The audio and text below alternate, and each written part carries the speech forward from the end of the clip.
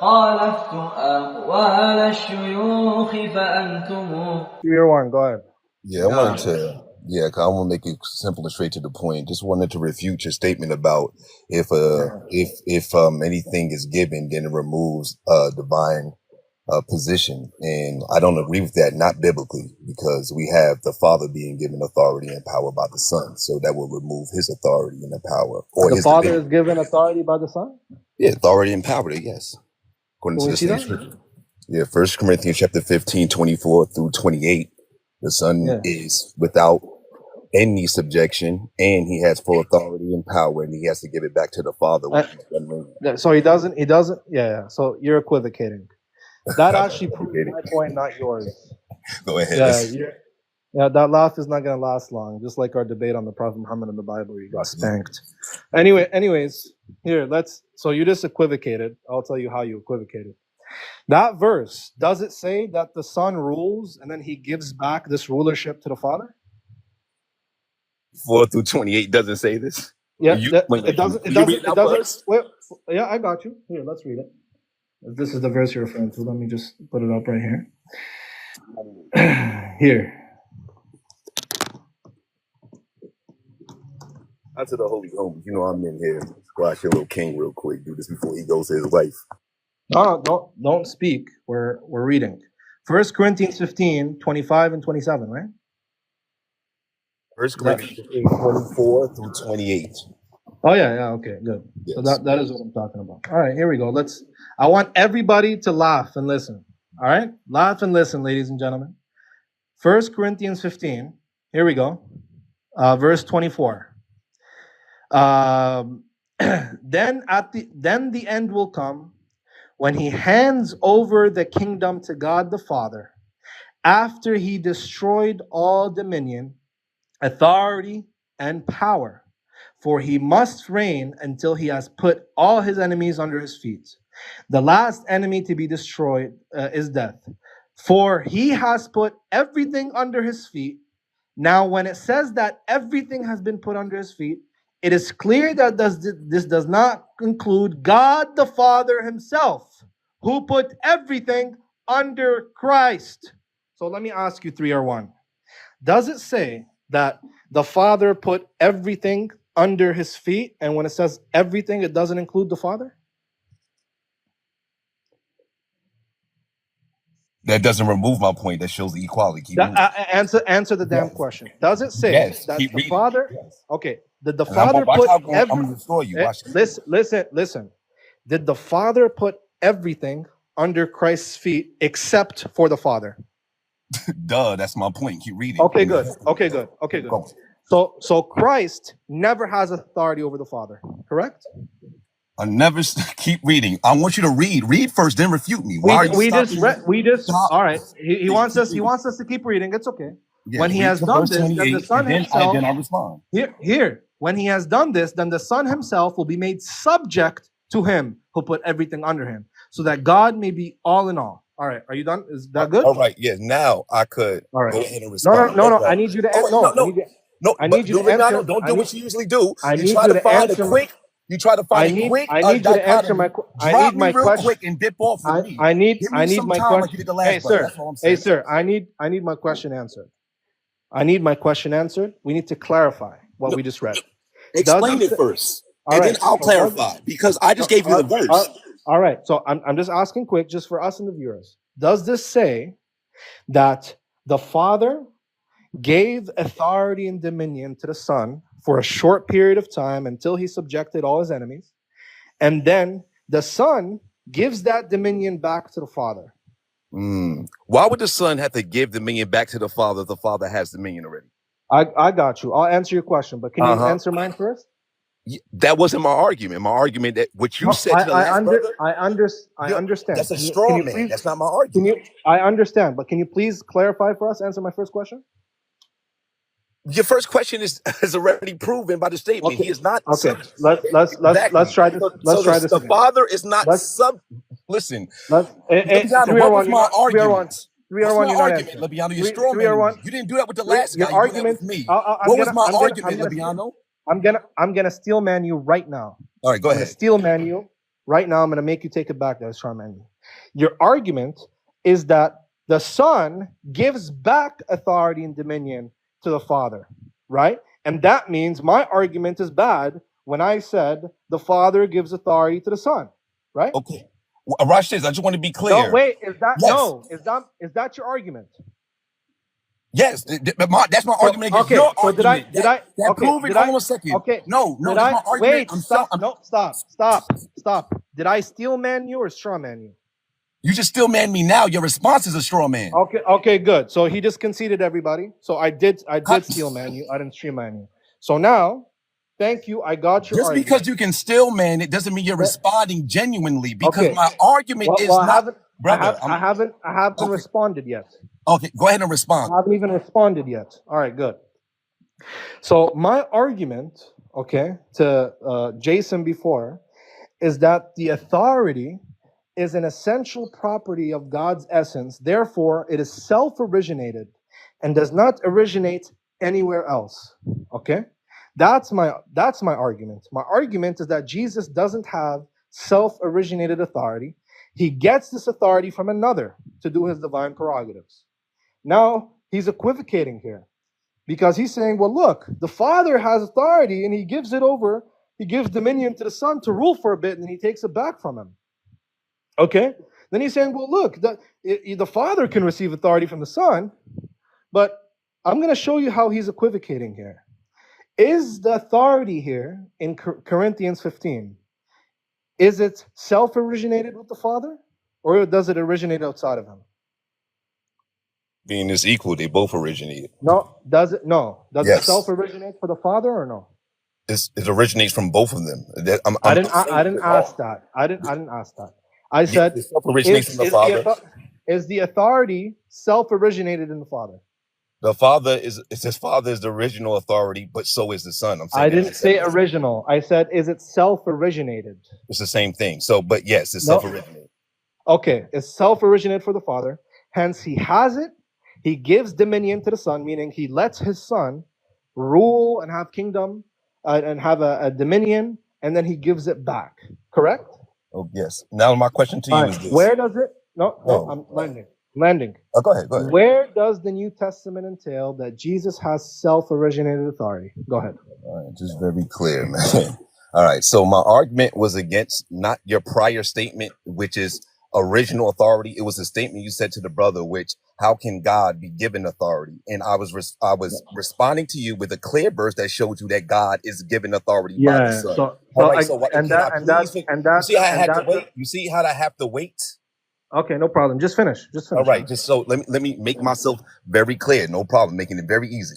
So the point being, if the Son is giving the authority to the Father over the whole creation, the Father has no active authority. Now, Libiano, can you explain to me if the Son has authority over all creation, everything in the heavens and the earth, and has all things under his subjection, what is the Father directly reigning over in terms of sufficient to creation? What is he reigning over while the Son is reigning?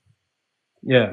Okay, good. Yeah, he's the primary and principal ruler of all things, and he gives secondary rulership to the Son, whereas the Son becomes the direct object of authority, and the Father is the indirect object of authority. See, I answered your question very simply. Now, are you trying to imply that the Father loses his essential authority? No, I'm trying to apply these are acts of declaration where they both have equal authority. I'm responding. I'm responding to Libiana, I know how to articulate myself. We had a debate. Let me finish my point. I want people to hear my logic. No problem. So let's make this clear. At verse 28, we'll show how the inference is going to be very clear because it says, then the Son will be made subject to the Father, which means now the Son is reigning over creation without subjectivity to the Father. You would have to say he's either above the Father. Since he's not above, he would have to be equal in all power, authority over creation. Am I right or wrong? Since he's not subject to the Father yet. Am I right or wrong? No, you're wrong. How am I wrong? Thank you. Explain that to me. Yeah, I'll tell you how you're wrong. First of all, can you please clarify for us? Are you implying that are you okay, brother? You just go ahead, brother. Go ahead. Yeah, thank you. So are you saying that the Father loses his authority or keeps his authority? I'm making it simple. What does it mean for him to be made subject to the Father? Okay, After we're no, gonna you we're gonna answer get it now. we're gonna get there. So please answer. Are you saying that the Father loses his authority or not? I already made my point. Now it's your turn to respond to what I just said. Oh, you didn't answer.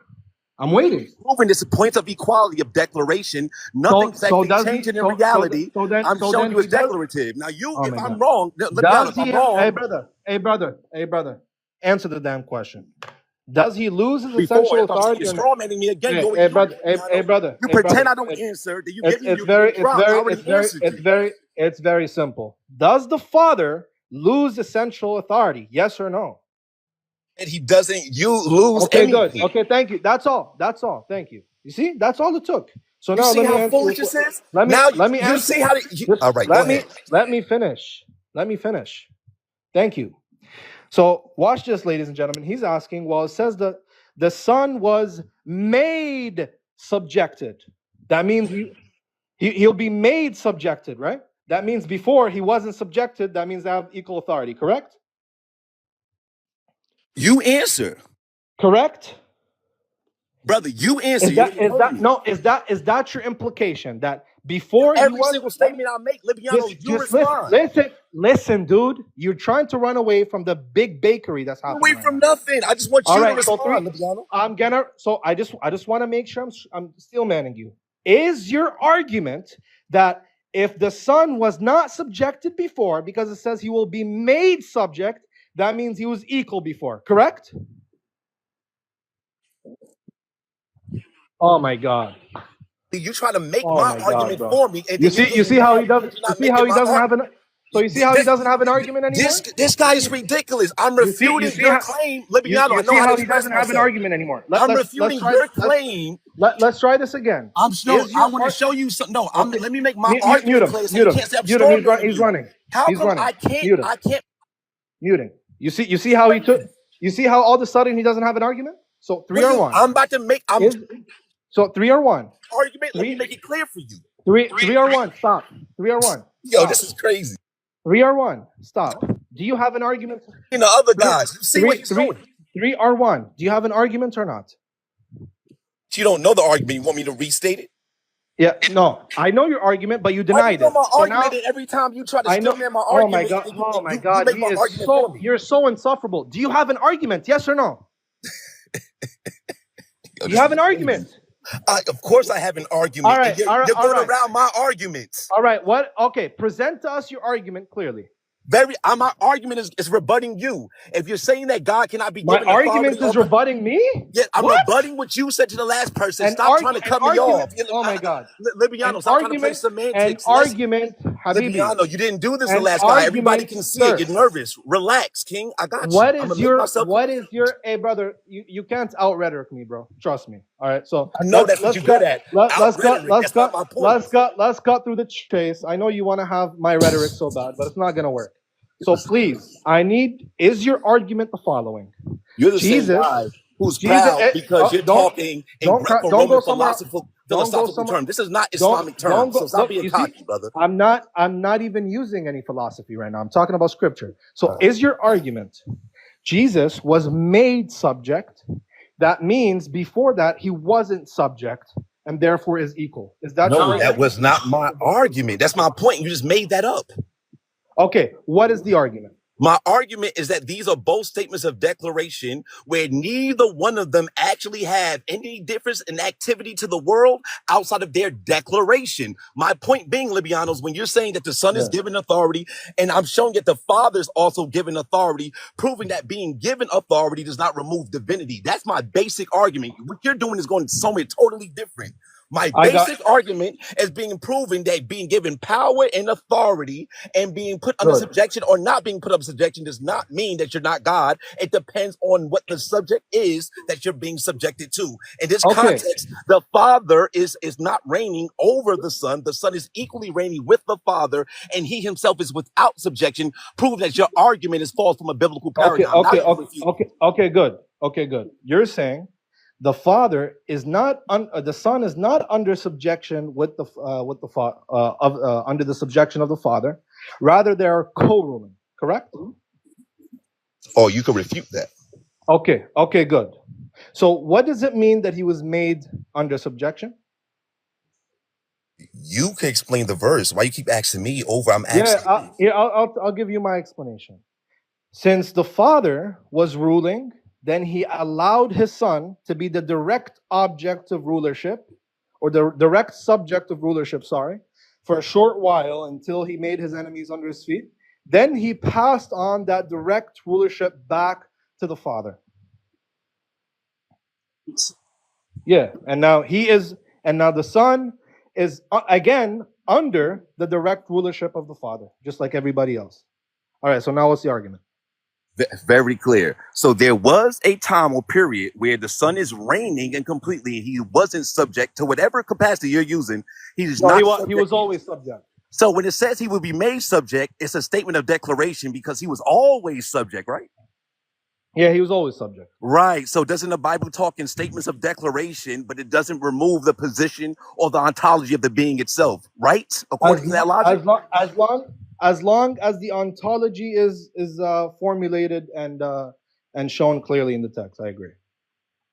So in this for this will be a consequence that you can't say God being given power, divinity doesn't alleviates him being God.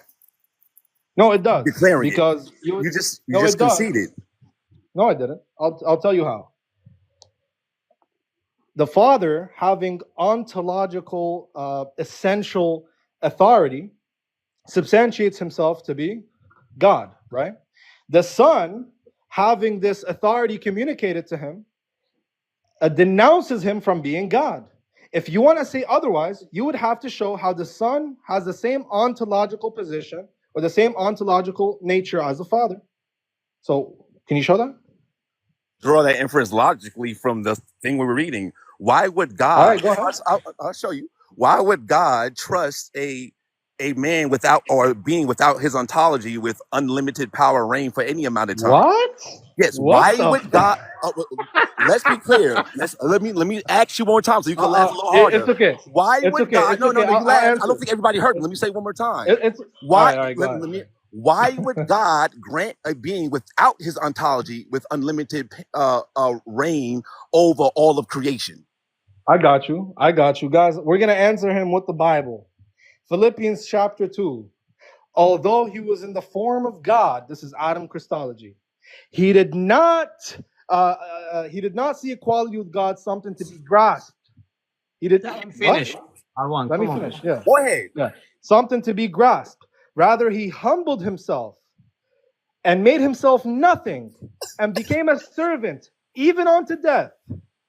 And because of this, he was exalted and he was given a name above all names, that every knee shall bow and every tongue shall confess that Jesus Christ is Lord, to the glory of God the Father. So the question is answered. God gives his human, I'm talking New Testament Christology here, not what I believe, since that's what he's asking me. God gives his human son, Messiah, an exalted status after his salvific work on the cross, and he allows him to receive glory, praise, and he gives him a name above all names because of his sacrificial work on the cross. Does that answer your question? Yes, I wouldn't even disagree. That was the perfect verse, Luciano. All right, good. Let me read. All right, so then where is Jesus? I'll respond. Luciano, I'll respond real quick. Go ahead. Respond. Yeah, this is proving that if he's made... all he did was read the verse. Can you let him explain his point? Okay, I'm cool. Yeah. So God made his human son Messiah, glorified, gave him a position and exaltation above all other creation, that he will rule with him and be on his right hand on the throne. And he will be given praise and glory to the glory of God the Father. How does this prove Trinitarian doctrine? Here, in the verse you just read, when it started off, did it not just say that him being in the form of God thought it not robbery to be equal with God? That's not what the Greek says. Brother, you just what did you just read though? I didn't say that's, you're reading the King James. I said, as the correct translation, most translations will say this. Although he was in the brother, are you okay? Everything okay at home? Just go ahead and read. although he was in the form of God, which is Adam Christology, I don't know if you know what that is, he did not consider equality something to be grasped. The Greek word literally means something to be robbed. So Jesus, although he was in the image of God or form of God or outward appearance of God, just like Adam, Adam wanted to be equal with God, as Genesis says. But Jesus, who's the second Adam, he did not reach for equality with God. And he was obedient in contrast to Adam. We see this in Romans, we see this in Corinthians. It's Adam Christology, right?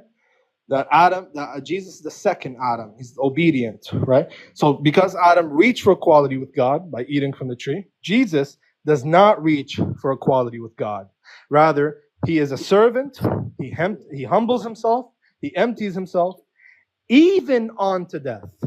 Even through death, he's still obedient. And because of this, God exalts his Messiah to his right hand, and he gives him authority, glory, and power in his kingdom. So how does that prove Jesus is consubstantial with the Father? Just to be clear, so you do agree from that statement, one of the reasons why he is elevated to his levels because of his obedience until the day he was unalive. You do agree with that from the statement? Yeah, even unto death. So where is right. the ontological Yes. equality? Well, right there, you already said that he thought it not to be grasped, the equality. What's the equality that's not supposed to be grasped, that couldn't be grasped? Yeah, he did not try to make himself equal to God, just like Adam did. But then how come I'm still waiting. That didn't make any sense. We're still waiting where how Jesus is consubstantial with the Father. Can you show that, please? You just read it and you just evaded it and you're evading it right now. I read.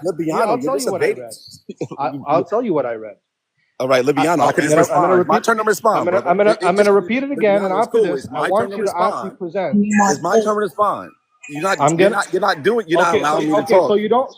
Okay, so then you don't want me to read it. What is the evidence that Jesus is ontologically equal? Just to be clear, you brought. Let me show you the story I do. You brought this verse, Libiano. I didn't bring this verse, but the verse you brought cooks you.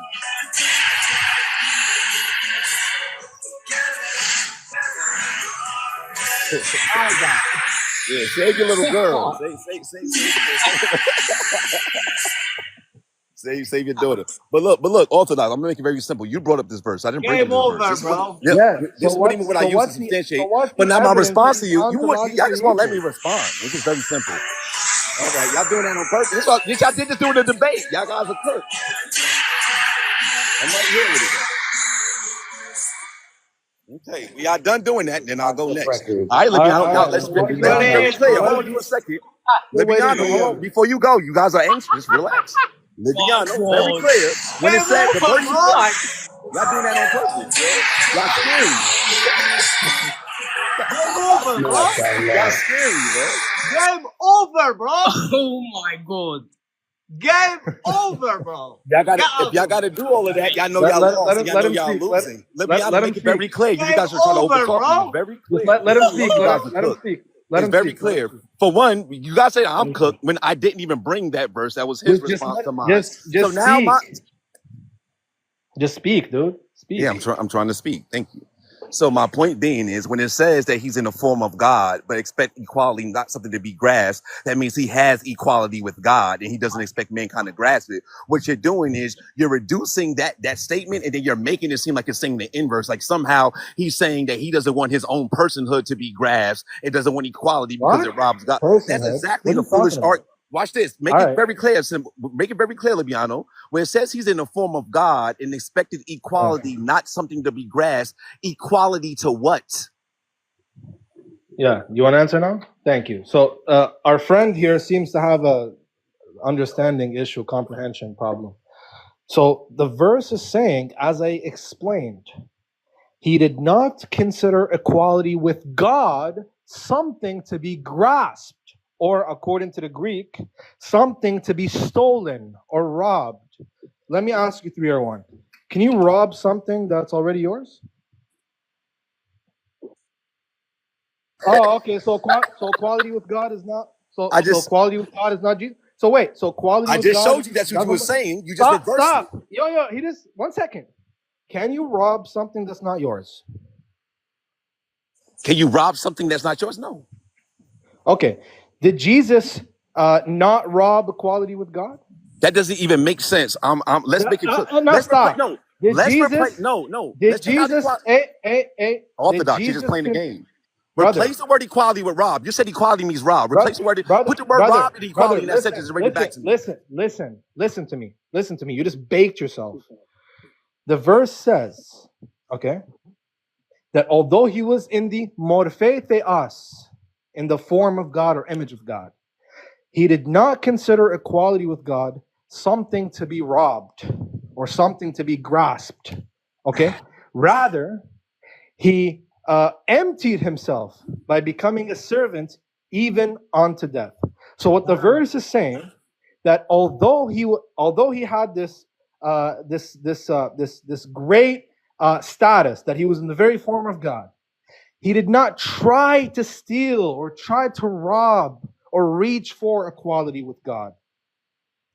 Rather, he humbled himself even unto death. So now the question is, Jesus didn't even try to rob equality, just like Adam tried to rob equality.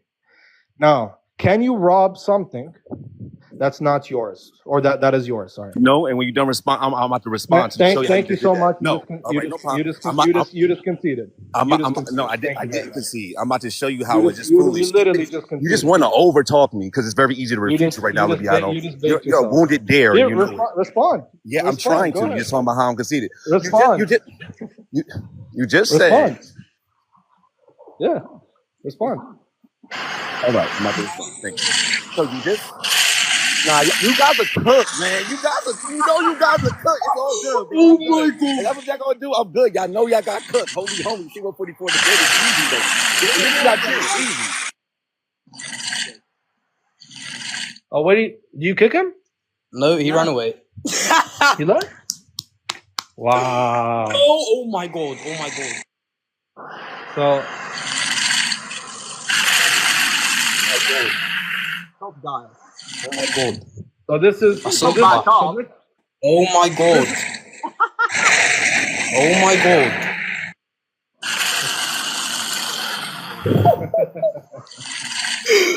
Oh. Top guy. Hey guys, I appreciate the love, guys. Oh my What's God. that? Oh my God. See? Yo. Wait, Salzane, guys, I appreciate the gifts, but gift those who are in need. Don't gift me. Absolutely, bro. I appreciate it. Save your gifts for the people of Gaza, for the oppressed people. Anyways, and I appreciate it. Barakallahu feek for your before you go, brother. Assalamu Alaikum. Walaikum salam. One second, I just want to say something quick about the conversation. Okay. So this is what happened, right? He quoted what's it called? Or I quoted Philippians, okay? And what Philippians is saying, right, and what scholars have noted, right? Even Richard Bauckham has admitted this. But anyways, so this is Adam Christology, right? So Paul, or the author of Philippians, is contrasting Adam with Jesus. And this happens in Romans, this happens in other passages, right? Where, he says things like, through a man came sin. He's talking about Adam. And through one man, we have life. He's talking about Jesus, right? And he says similar things, right? So here is the same exact idea. It says, although he was in the morphe theos, so he was in the very image of God, in some translations, like the NIV, you'll read, although he was in the very nature God. The Greek doesn't say that, nor the usage of the Septuagint, nor the usage of the Greek in Mark of the word. It means outward appearance. So although he was in the image of God, like Adam was in the image of God, he was the first man created in God's image. Although he was in the image of God, he did not consider equality with God something to reach for or something to steal, right? He didn't steal equality with God. In contrast to Genesis, saying that Adam did try to be equal with God, right? So Adam tried to steal equality. Jesus didn't even dare to reach for equality. And he emptied himself and was a servant even unto death, in contrast to Adam. who didn't humble himself. And because of this, God exalted him to a high place. You can't exalt God to a high place. God is already at the highest place. And he gave him a name above all names. Well, God's name is already above all names. Jesus is given a name above all names, that all knees shall bow and every tongue shall confess that Jesus Christ is Lord, to the glory of God the Father. So all of this is not because he's God ontologically or because he created everything. He is given glory and exaltation. He's made Lord because of what he did on the cross, because of his humility, right? That's what Philippians is saying. And when he recognized that, he dipped, unfortunately.